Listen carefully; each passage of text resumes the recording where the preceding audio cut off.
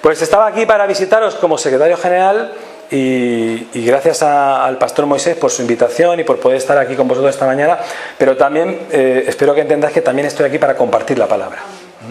Y también quiero que me acompañéis y que me podáis seguir en el texto bíblico. Vosotros sois como en mi iglesia, aún vais con la Biblia a la iglesia. ¿Tenéis Biblia? ¿Sabéis quién la levanta? A ver, hombre, bastantes, sois bastantes. En mi iglesia aún quedan algunos fieles que llevan Biblia de papel. La mayoría, ¿sabéis cómo viene a la iglesia, no? Con el YouVersion, que ahí tiene todas las Biblias habidas y por haber y todos los colores y versiones. Pero da igual que sea en papel o que sea digital, yo te quiero animar esta mañana a que busques en tu Biblia en el Evangelio de Marcos y en el capítulo 14 de este Evangelio corto de Marcos. Sabéis que es el Evangelio más breve, el más ágil, el más rápido, el que Marcos escribe con rapidez, con velocidad. Marcos es un autor, Juan Marcos es un autor joven, probablemente el más joven de los cuatro, y escribe siempre muy veloz, escribe muy rápido, se salta muchas cosas y de hecho se salta hasta incluso toda la infancia de Jesús, que ni nos cuenta nada de su nacimiento. Pero quiero que me acompañéis al Evangelio de Marcos en el capítulo 14. El capítulo 14 de Marcos es un capítulo muy extraño, porque es un capítulo que ya nos está situando, y como a vosotros nos pasa justamente en estas fechas, nos está situando en las puertas de lo que es la Semana Santa. Estamos a las puertas de llegar en este mes a la celebración de la Pascua, de la Pasión de Jesús. Y el capítulo 14 de Marcos es un capítulo extraño. Digo extraño porque los anteriores capítulos al 14, 13, 12 y 11 podéis ver que Jesús acaba de inaugurar lo que llamaría la última semana de Jesús. En el capítulo 11 encontramos un momento muy triunfal. Jesús entra en Jerusalén como un héroe, entra como un rey de reyes, entra como un Mesías. La gente le echa las palmas a sus pies, montado en ese pollino, le echan las alfombras, lo reciben como Hosana, aquí está el hijo de David, y todo parece que están reconociendo a un verdadero Mesías. Pero solo que pases un capítulo, verás que del 11 al 12 y al 13 las cosas cambian, pero soberanamente. Y estamos en un contexto de pura y verdadera confrontación. De pura y verdadera confrontación, porque a la entrada triunfal le siguen las denuncias de Jesús en el templo, a las puertas del templo. Acusa a los sacerdotes de sus abusos, que de todo el mundo eran conocidos.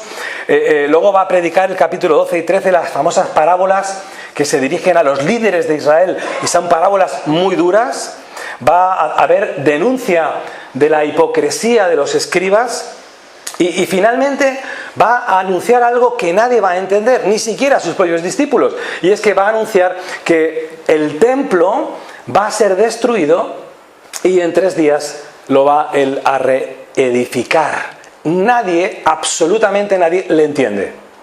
Todo el mundo cree que está hablando del templo de Salomón, el orgullo nacional y religioso de Israel, el lugar y el centro neurálgico de la fe judía. Y le dicen, ¿cómo vas a destruir este templo? Este templo es casi indestructible. Pero evidentemente, como sabéis, lo sabemos nosotros, pero no lo sabían en su momento los contemporáneos, él está hablando de su propio cuerpo. Está hablando de su templo, que va a ser destruido y que en 3 días literales va a ser levantado. Está hablando evidentemente de la resurrección. Es una semana, probablemente estamos más o menos entre el martes, el miércoles de la semana de Pasión, de la semana que conocemos de Pascua, y esta es la semana, como he dicho antes, de la confrontación. Y llegados al capítulo 14, allí llegamos ya a un momento casi culminante. De hecho, el capítulo 14 tiene 2 partes muy diferenciadas. Yo solo quiero centrarme en la primera. La primera es una parte pausada, una parte amable, una parte, digamos, oasis.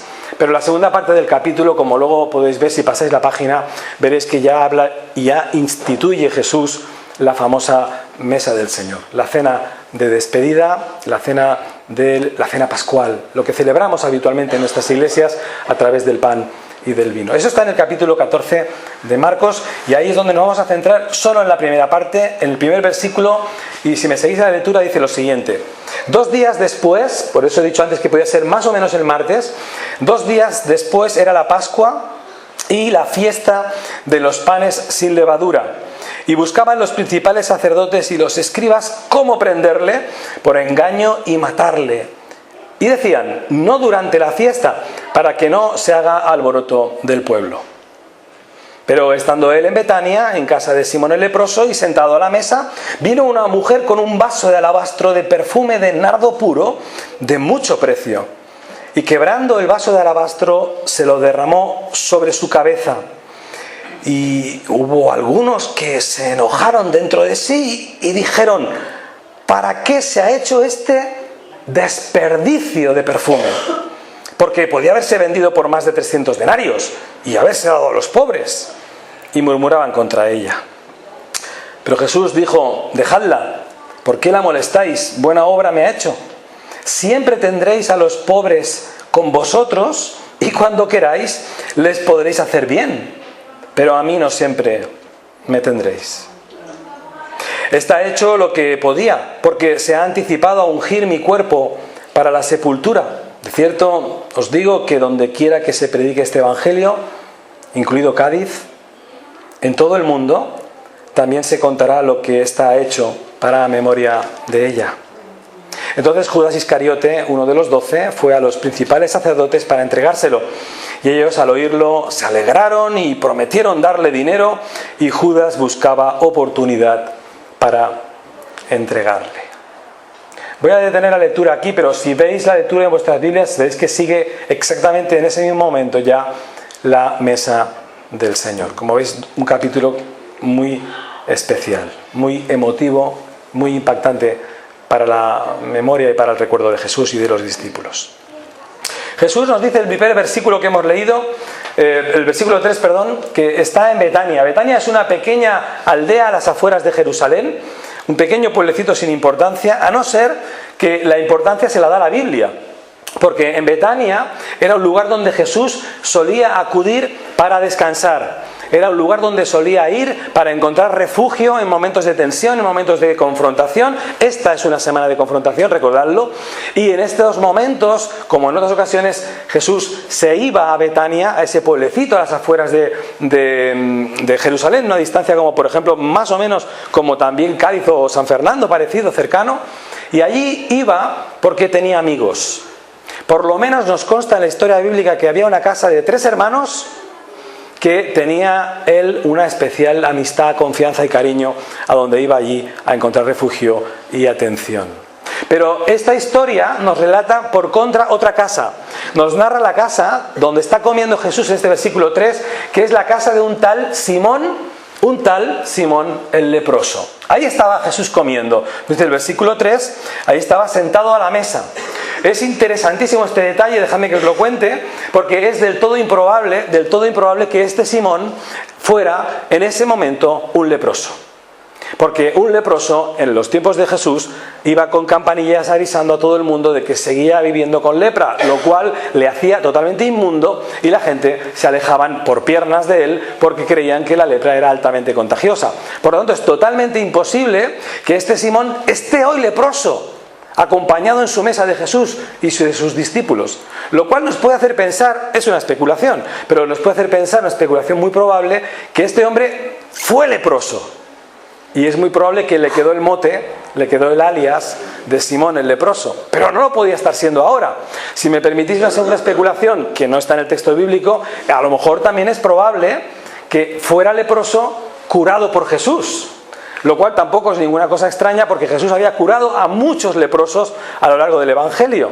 Recordaréis por lo menos que hay un momento en que curó a 10 de golpe, y los 10 se fueron y solo uno volvió atrás para dar las gracias. Recordáis la escena, ¿verdad?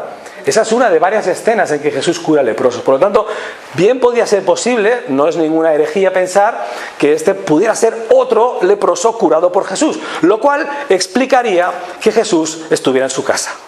Lo cual explicaría que Jesús estuviera siendo agasajado por este buen hombre, probablemente agradecido de lo que Jesús pudiera haber hecho en su vida. Y yo me pregunto ahora y os lo pregunto, si Jesús viniera en esta mañana a Cádiz, si Jesús, porque un día va a venir, no lo dudéis, el regreso de Jesús está prometido y asegurado en la palabra de Dios, y todo lo que Jesús promete se ha cumplido, su regreso también. Pero yo no sé cuándo va a ser, nadie lo sabe. Pero imaginad que un día pueda venir, por ejemplo, pudiera venir hoy a Cádiz, a vuestra iglesia, o a vuestra casa particular. Y yo me pregunto, y os dejo la pregunta, ¿qué harías si Jesús viniera a tu casa hoy, en esta mañana, en este mediodía? Bueno, por lo menos le invitarías a comer. Seguro, porque yo sé que aquí se come muy bien. Así que por lo menos estoy seguro de que seríais buenos anfitriones y anfitrionas, y abriríais vuestra nevera y le pondríais lo mejor que tuvierais en vuestra casa para agasajar la presencia del Hijo de Dios en su regreso, por lo menos. Esto es lo que hace Simón. Y yo me atrevo a llamar a Simón un hombre políticamente correcto. Es decir, Jesús viene a su casa, Jesús le bendice con su presencia, y Simón, quizás el ex leproso, lo que hace ahí es ponerle de comer. Bien, Simón, no está mal lo que has hecho. No está mal. Has sido políticamente correcto. ¿Por qué digo esto? Porque la escena en la que estamos va a dejar retratado a Simón. El mismo versículo 3 nos cuenta inmediatamente que en esa escena de comida, en esa escena culinaria, muy habitual en el Evangelio, Jesús es muy habitual a estar hablando y enseñando en momentos donde hay comida. Dice el versículo 3 que en ese momento, mientras sentados comían a la mesa, entró una mujer que entró en la casa con un vaso de alabastro de perfume de nardo puro, de un valor, como hemos visto luego en el texto, de muy alto precio, y lo quebró, rompió el vaso de alabastro y lo derramó sobre la cabeza de Jesús. Lo ungió. Lo que hacían antes los reyes, lo que hacían los profetas cuando ungían a un rey, lo que hizo Samuel con Saúl o con David, la escena del ungimiento, es lo que estamos viendo aquí.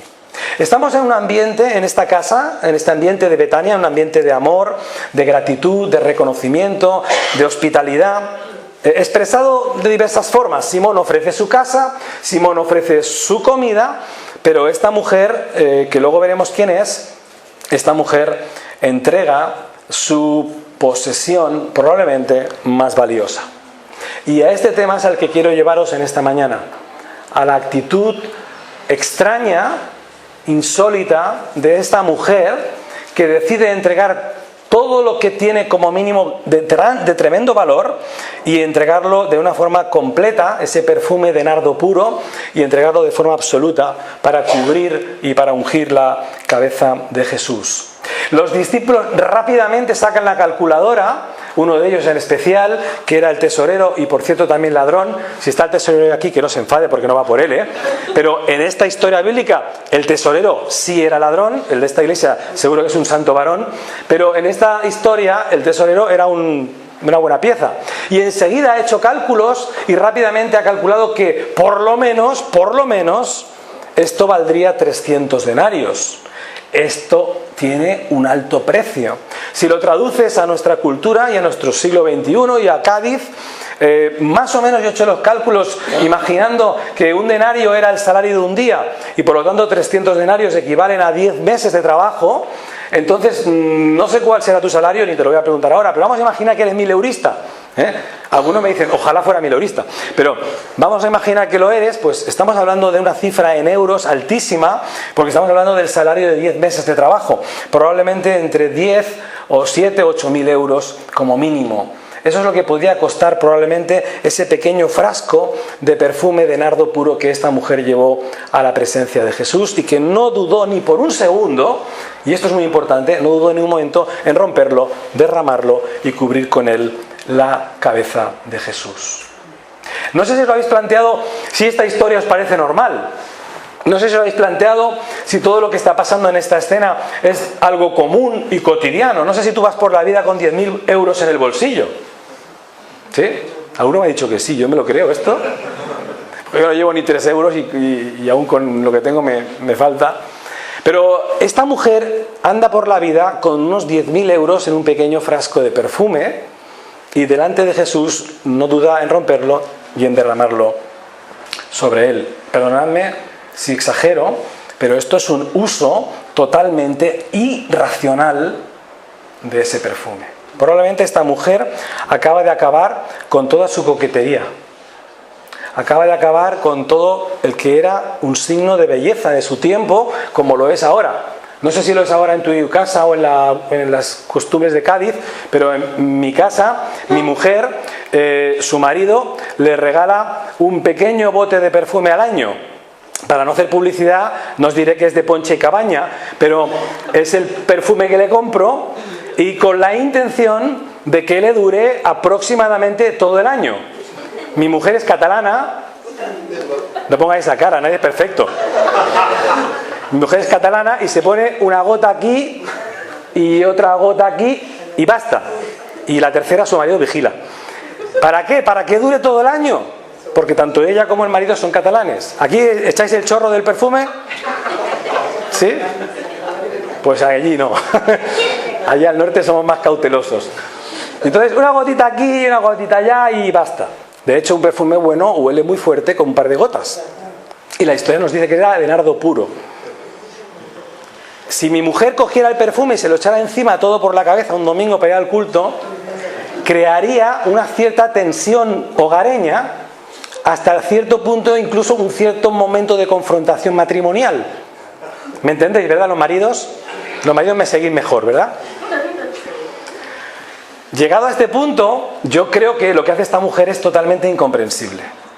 Lo que hace esta mujer es extravagante, es exagerado, es radical. Pero si me permitís voy a usar una sola palabra en lugar de estas que son un poco negativas. Lo que hace esta mujer es pasional.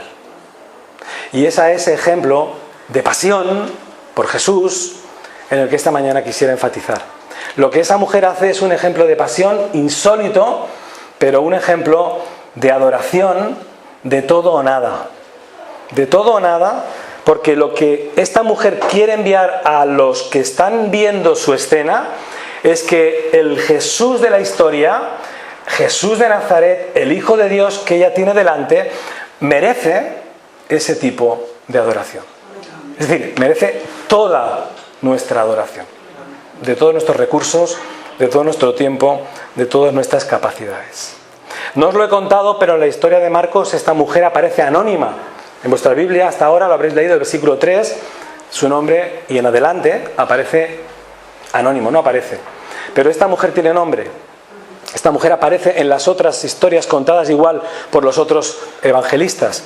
Esta mujer tenía 2 hermanos, una hermana y un hermano.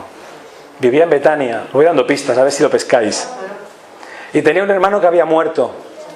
Y que Jesús pocos días antes había resucitado de una forma impresionante, evidentemente, y milagrosa y sobrenatural, y le había devuelto la vida. Una hermana le gustaban mucho los platos, y a la otra hermana, que es esta, le gustaba ponerse a los pies de Jesús y escuchar su mensaje.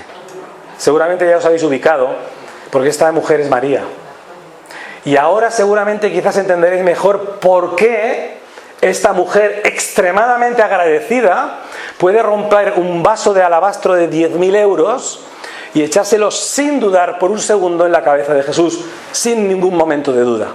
Porque es una mujer apasionadamente agradecida. Porque su hermano, por lo menos había sido devuelto la vida. Y yo quiero preguntaros en esta mañana, hermanos de Cádiz, ¿sois vosotros hombres y mujeres agradecidos a Jesús? ¿Le debéis algo? Yo le debo la vida al completo. Yo le debo mi vida física, porque Jesús también aparece en la Biblia como nuestro creador, pero además le debo la segunda vida, mi nuevo nacimiento, del cual habla cuando habla con Nicodemo. Ese nuevo nacer de nuevo se lo debo a Jesús. Su muerte fue por mí, pero también fue por ti. Su sangre se derramó en la cruz por ti y por mí. Hermanos, le debemos todo, todo. No solamente los 10.000 euros que llevaras en el bolsillo, es que le debes toda tu existencia al completo, se la debes a Jesús. Y yo quiero animarte en esta mañana, hermano, hermana, iglesia de Cádiz, a que seáis una iglesia apasionada por Jesús. Porque esta mujer nos da un ejemplo espectacular, siendo mujer, una mujer como es propio del tiempo de Jesús, marginada y secundarizada, pero nos está dando un ejemplo de tremenda predicación. Porque es una mujer que entrega todo, su adoración es absoluta y completa si el que tiene delante es Jesús. El que mucho ha recibido, dice la palabra, mucho también da. Y el que poco ha recibido o poco ha valorado, también es egoísta, porque cree que no ha recibido gran cosa. Si tú eres consciente y haces repaso de tu historia personal y espiritual, y yo te digo, si aún no lo has decidido, por cierto, este es el día de decisión también para tu vida, y este también es un día de salvación si aún no has entregado tu vida a Jesús. Pero entiendo que la mayoría de los que estáis aquí seguramente habéis tomado ya esa decisión en algún momento de vuestra vida. Algunos lo habréis tomado hace unas semanas, o unos meses, o unos años, o unas décadas. Eso no tiene ninguna importancia, porque delante de Jesús no hay currículum. Así que da lo mismo los años que lleves en el Señor. Más años, más experiencia, más responsabilidad, pero no más privilegios. Los que lleves en el Señor años, pocos, muchos, meses o días, son los días que el Señor ha cambiado tu vida, y espero que seas una persona agradecida por lo que Dios ha hecho en tu vida. Si sigues la historia bíblica, sin embargo, nos llevamos una sorpresa muy desagradable, porque nos narra la historia al seguir en el versículo 4, que los que estaban con Jesús, discípulos suyos, hombres que habían caminado con él por 3 años, y sorprendentemente nos dice el texto, el versículo 4, que algunos de ellos se enojaron, se enfadaron dentro de sí, y dijeron en voz alta: ¿para qué se ha hecho, no te pierdas esta palabra, para qué se ha hecho este desperdicio de perfume? ¿Por qué lo hemos tirado de esta manera? Con el valor que tenía, con esos 10.000 euros, podríamos haber comprado la paga y señal del nuevo local, por lo menos, ¿no?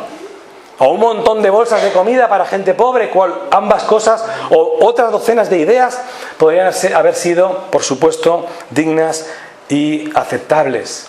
De hecho, la propuesta de Judas es una propuesta muy seductora y muy sutil, pero hoy con cuidado también, porque en este caso la de ayudar a los pobres con ese dinero, es una propuesta espiritualoide, que es muy distinta de espiritual. Fijaos en el versículo, porque ahí nos dice que en esos momentos, cuando esta mujer está haciendo lo que está haciendo, entregando toda su pasión a la cabeza, a los pies de Jesús, los demás no la entienden y son los que deben entenderle mejor. Y lo traducen como una pérdida, como el hebreo, un escabulón, una basura, un desperdicio, una pérdida, el haber tirado el dinero, literalmente. Dice el texto, es muy interesante, que los discípulos empezaron a murmurar contra ella. En el original hebreo, en el original griego, dice que empezaron a resoplar. ¿Sabéis lo que es resoplar? Todos los padres me entendéis aquí, y los abuelos también. Todos hemos resoplado con nuestros hijos y con nuestros nietos, cuando no hacen lo que queremos, cuando hacen lo contrario, cuando desobedecen. ¡Resoplamos! Pues esto es lo que los discípulos hacen con esta mujer extremadamente adoradora. Permitidme la frase, irracionalmente adoradora. Y lo que hacen es resoplar contra ella, porque lo que hacen es que se evidencia que su actitud, su testimonio, su adoración no estaba a la altura, ni siquiera la de Simón el leproso, que como mucho había ofrecido su casa.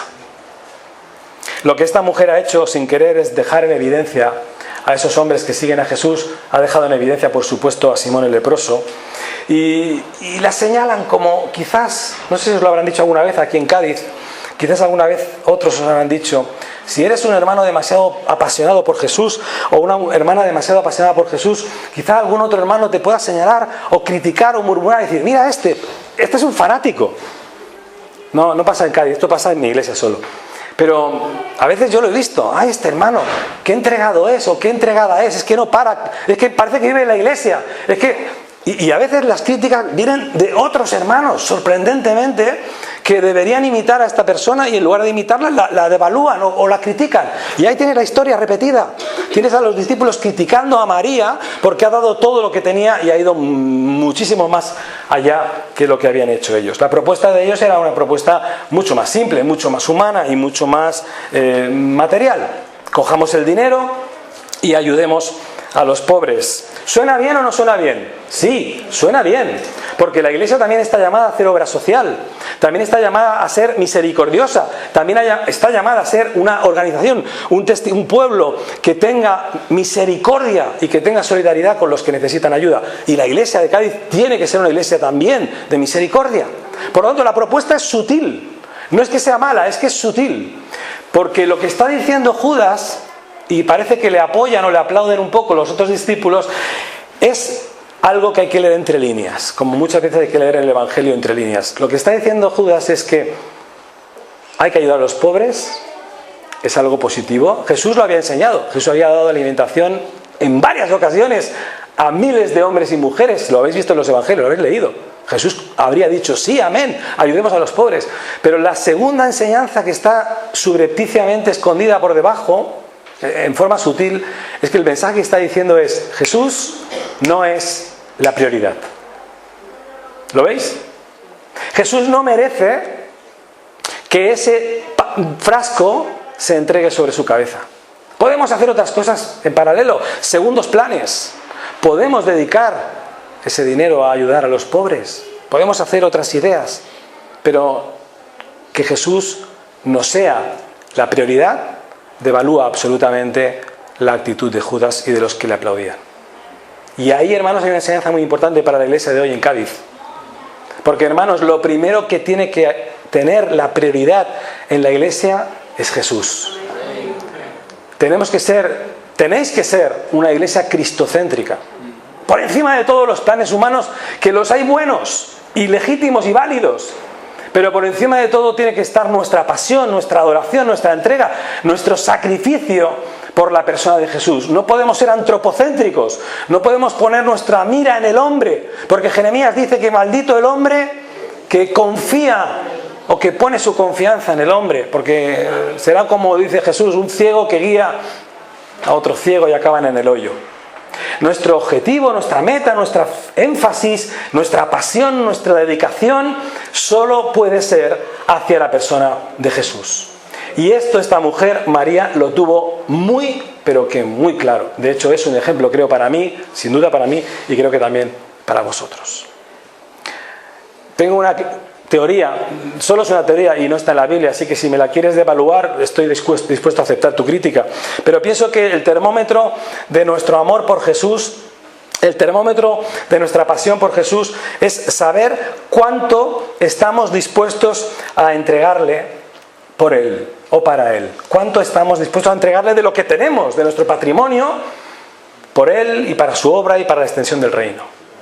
Dejadme que os cuente una historia de una mujer que en un culto parecido a este y donde se predicaba este texto bíblico, el pastor llamó la atención, yo no lo voy a hacer por supuesto, pero el pastor llamó la atención a la iglesia y les dijo: hermanos, vamos a traer al altar, vamos a traer al frente aquello que es más valioso para nosotros. Yo te puedo preguntar ahora, ¿qué es lo más valioso para tu vida?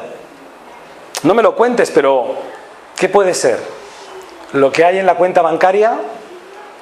¿Lo que conduces cuando sales?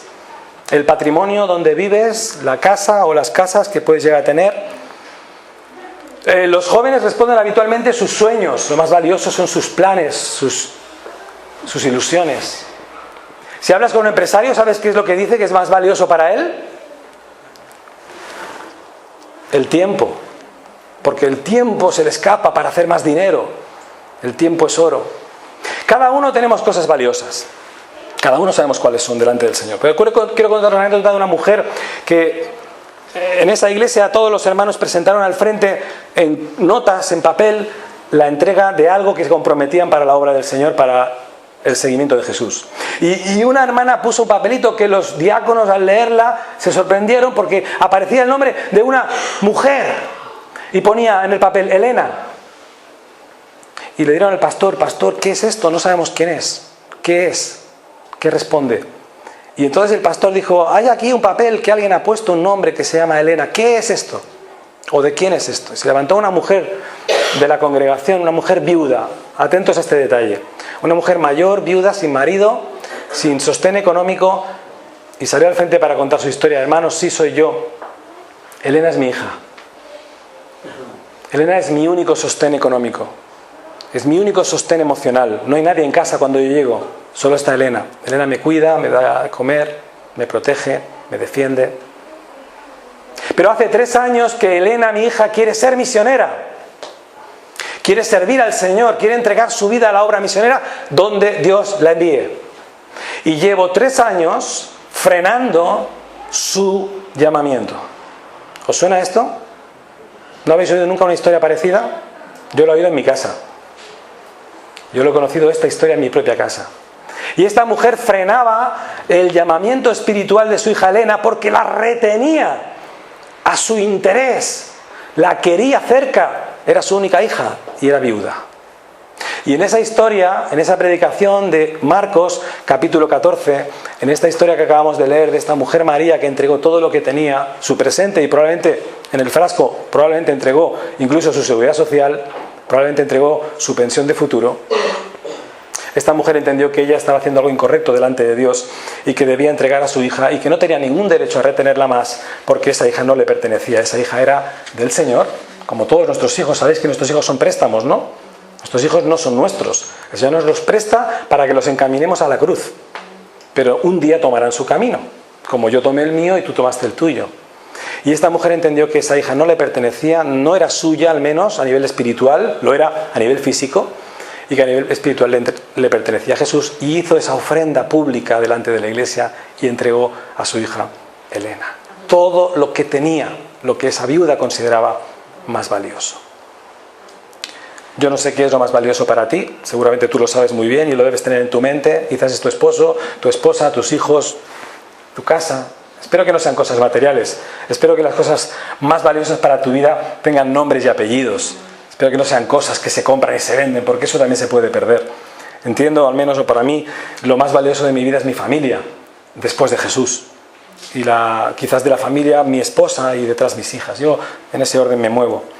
Dice el texto que Jesús, hasta ese momento, hasta esta escena, ha estado callado. No hemos oído la voz de Jesús, ha estado estático, ha estado en silencio y no hemos escuchado nada de él, de su voz. Ha estado en segundo plano viendo la escena. Pero si os fijáis, ahí ya en el versículo 6 interviene. Dice, pero Jesús le dijo, y ahí dejadme que os apunte las 4 respuestas de defensa, de abogado, que Jesús hace a favor de esta mujer, porque sale en defensa de esta mujer, sale a vindicarla, sale a defenderla, y también, por cierto, y esto es muy importante en esta mañana para que lo tomemos nota, sale a reprender a los suyos. Yo quisiera que en esta mañana, no por mi boca, pero desde la palabra, que esta palabra te reprenda, como me reprende a mí, que esta palabra te exhorte, que esta palabra te haga despertar, porque esta palabra es una palabra de advertencia a la llamada a la entrega, a la llamada a la pasión.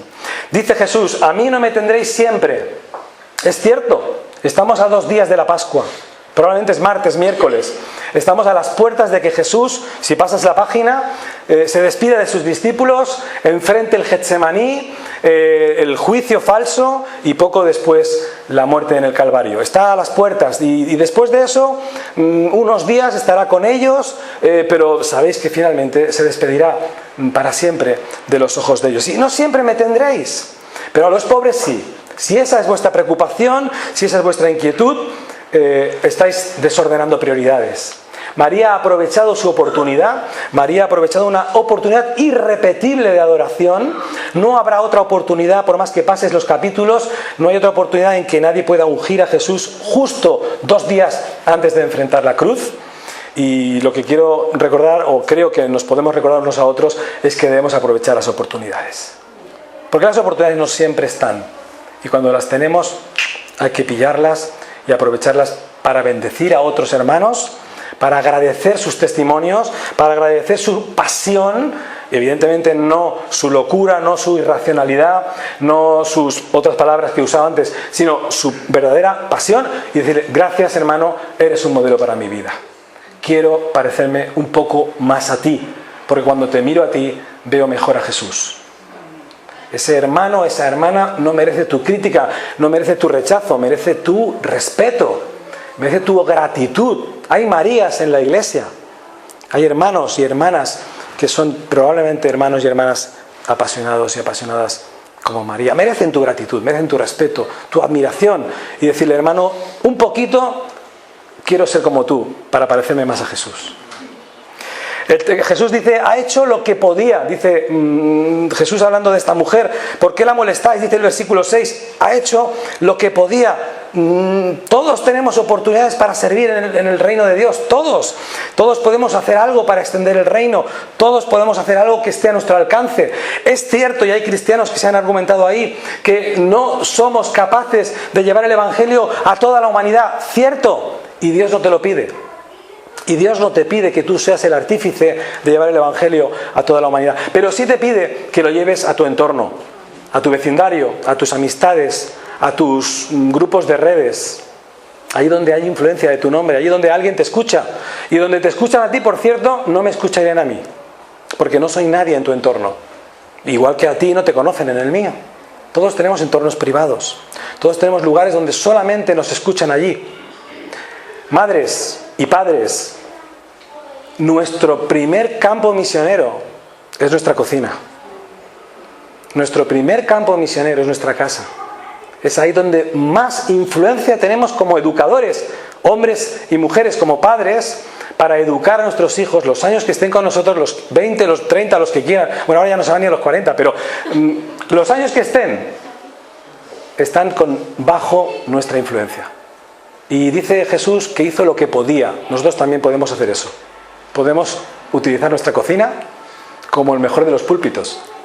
O nuestro comedor, apagando la tele, por cierto, como el mejor de los lugares de culto para que nuestra familia escuche el mensaje de Jesús. La tercera enseñanza que Jesús dice es que esta mujer ha preparado mi cuerpo para la sepultura. Es extraño, pero esta mujer ha tenido una perspicacia, una especie de profecía sorprendente. Entiende quién es el que tiene delante, entiende que delante de él no hay un maestro de la ley, que delante de él no hay un buen hombre, o que delante de ella no hay un buen enseñador, sino que delante de ella quien está es el que habló Juan el Bautista y que le llamó el Cordero de Dios, que viene a sacar y a quitar el pecado del mundo. Está convencida de que tiene delante al Mesías, al Hijo de Dios, al siervo sufriente del que habla tantas veces Isaías, ese siervo que va a sufrir y que está en su plan el morir por nosotros y que es necesario que muera y que su sangre nos cubra de todo pecado. Esa inteligencia espiritual que esta mujer tiene no es normal, no es habitual. Perdonadme, pero los 12 hombres que siguen a Jesús no tuvieron esa perspicacia. De hecho, Judas, con la lectura que hemos hecho hoy, estábamos viéndole en las antípodas. Y de hecho, cuando Jesús se enfrente a la cruz, veremos que todos, excepto Pedro y Juan, saldrán corriendo. Por lo tanto, es una mujer que nos sorprende, nos impresiona por su sensibilidad espiritual. Es una mujer que ha captado que el cuerpo de Jesús pronto va a enfrentar la muerte, pronto va a enfrentar la sepultura. Y la última argumentación, la cuarta argumentación que Jesús da a favor de esta mujer, la última defensa, es que dice que donde se predique este evangelio, donde se advierta, donde se enseñe el mensaje de Jesús, versículo 9, en cualquier lugar del mundo, incluida también la ciudad de Cádiz, en cualquier lugar del mundo, esta mujer será puesta en valor. Esta mujer será reconocida, será agradecida para su memoria. Es lo que ahora estamos haciendo, recordando en cierta manera su nombre, su trayectoria, su actitud, su ejemplo. En el tiempo de Jesús creían que el templo de Salomón nunca podría caer. Y no le creyeron cuando hablaba de que un templo que era su cuerpo iba a caer. Pero alrededor de 40 años después, en el año 70, el templo de Salomón fue destruido. Y con él toda la ciudad de Jerusalén. Y solo quedó un muro que los judíos hoy lloran y lamentan, y por eso le llaman el muro de las lamentaciones. El único recuerdo que queda de la ciudad de Jerusalén que Jesús vio. Toda quedó arrasada, destruida por el poder romano del emperador Tito. Toda. Cumpliendo exactamente letra por letra la profecía de Jesús. Y con el edificio del templo de Salomón cayeron otros edificios en otros imperios. Y los edificios que los hombres han levantado con el tiempo han caído por guerras, por destrucciones. Dejadme que os diga una cosa. Por todo lo que se ha destruido y el tiempo que ha pasado, la historia de esta mujer sigue totalmente vigente y perdurable en el día de hoy. Y hoy yo en esta mañana, aquí con vosotros, huelo el perfume de María. Los edificios se levantan y también se caen, pero la adoración de Jesús permanece a lo largo de la historia. Por eso Jesús dice que por más que esta mujer se predique en todo el mundo, su nombre se contará sobre ella para su memoria. Qué tremendo que algún día, no por vanidad ni por vanagloria, la gente te recuerde porque fuiste un hombre o una mujer que aprovechaste bien el tiempo, que hiciste lo que podías que hablaste de Jesús y que en tu epitafio, ¿has pensado alguna vez que te gustaría que hubiera en tu tumba? ¿En tu epitafio? Es una pregunta muy preocupante porque hay gente que nunca se lo ha planteado, pero un día de estos, por cierto, no sé si lo sabías, te vas a morir. Por cierto, no te queda mucho. Sé que es impopular decírtelo, pero te quedan entre 50, 40, 30, 20, 10, 5 años. No te quedan muchos más. ¿Y qué van a poner en tu tumba? Pues piénsalo, pero espero que sea verdad lo que pongan. Pero un buen epitafio podría decir: aquí están los restos de un hombre que amaba a Jesús, de un hombre que adoraba a Jesús, una mujer que adoraba a Jesús. Aquí están los restos de una persona que sirvió a Jesús toda su vida, lo mejor que pudo, lo mejor que supo. Sería un buen epitafio, ¿verdad? Porque hablaría de tu espiritualidad, hablaría de tu fe, hablaría de tus convicciones espirituales. Ya termino, hermanos. La mujer de la historia bíblica, anónima para Marcos, pero como os digo, seguramente María, no escatimó nada de lo que tenía ante Jesús, nada. Todo lo que tenía lo agradeció y lo usó para adorar a Jesús. Al igual que ella, si vas a Filipenses 2, dice el texto que el Padre no escatimó nada para nuestra salvación. Escatimar, ¿sabéis lo que significa? Negociar, recortar. Cuando vas al mercadillo, nosotros no lo hacéis, pero yo con mi mujer vamos ahí, escatimamos, regateamos con el vendedor. Pues Jesús no es en nada parecido a lo escatimado, es la entrega absoluta. Y algo parecido de una perspectiva mucho más humana es lo que esta mujer hace. El caso del Padre y el caso de esta mujer, María, en ambos casos ninguno de los dos escatimó nada que consideraban valioso. En ambos casos hay quebrantamiento, porque ella rompe el vaso de alabastro y en el caso del Padre se rompe la vida del Hijo. En ambos casos hay derramamiento de líquido, porque en el caso de esta mujer se derrama nardo puro, en el caso de Jesús, como sabéis, se derrama su sangre. Es una similitud, pero que he pensado que podía sernos importante para pensar. En ambos casos, en el caso del Padre y en el caso de María, hay sacrificio, hay entrega y hay pasión. Y yo quiero preguntarme a mí mismo y preguntároslo a vosotros en esta mañana aquí en la iglesia de Cádiz: ¿qué hay en tu vida cristiana? ¿Qué hay en tu vida cotidiana como cristiano seguidor de Jesús? ¿Qué hay si solo hay una acción dominical? Si solo hay una presencia física en estas paredes de domingo a domingo. Yo no sé ni conozco tu vida, ni tampoco he venido para ello. Pero ¿cómo es tu domingo? En la iglesia te ven todos, pero ¿cómo es tu lunes? ¿Cómo es tu martes? ¿Cómo es tu jueves? ¿Se parece al domingo a las 11? ¿Eres el mismo? Yo he conocido personas cristianas que parecen vivir personas con doble vida. Que el domingo parecen espirituales, pero entre la semana no tratan a sus hijos, ni a su esposa o a su marido con respeto, ni a su trabajo. Y nada parece indicar que sean cristianos. Y en cambio el domingo pueden ser los perfectos hermanos. Cantan bien, leen bien, oran bien, todo lo parece bien, pero en realidad no hay mucha coherencia. O quizás, si no queréis ser tan duros, quizás a lo mejor hemos vivido o hemos pasado a vivir nuestra vida cristiana con rutina. ¿Conoces la rutina? Es lo contrario de la pasión. Esta mujer era la mujer de la pasión y a veces los cristianos hemos caído en la vida de la rutina. Yo conocía un himno que cantaba de niño, que me enseñaron las mujeres de mi iglesia en la escuela dominical, y no sé si lo conocéis aquí: yo anhelo trabajar por el Señor. ¿Conocéis el himno? Es un clásico, ¿eh? Yo anhelo trabajar por el Señor, siempre hablando de su gracia y de su amor. Algunos lo conocéis. Quiero animarte, hermano. En esta mañana mi palabra es de exhortación, pero también evidentemente de estímulo y de ánimo, a que sirvas a Jesús con pasión, como esta mujer hizo, con adoración, con entrega, dándole lo más valioso que tengas, sin lugar a dudas, porque Dios repondrá 10 veces lo que hayas puesto para su obra. Dios repondrá 10, 20 veces lo que hayas sacrificado para Él. Servir a Jesús es adorarle cada día, no solo el domingo, sino adorarle todos los días de nuestra semana, de nuestro mes, con la convicción de que seguimos a Jesús aquel que se entregó por nosotros de forma absoluta. Quiero animarte a que no juegues a seguir a Jesús, sino que tomes muy en serio el proyecto de vida, de nueva vida, que Jesús inició para ti en la cruz del Calvario. Dios te bendiga, que vuestra iglesia viva un 50 aniversario lleno de bendiciones, de testimonio y de pasión, y que Dios multiplique vuestra presencia, vuestro testimonio aquí o en otro lugar más grande, cuando el Señor lo permita. Y si eso sucede, me encantará poder venir a felicitaros. Que el Señor os bendiga mucho y gracias por vuestra atención.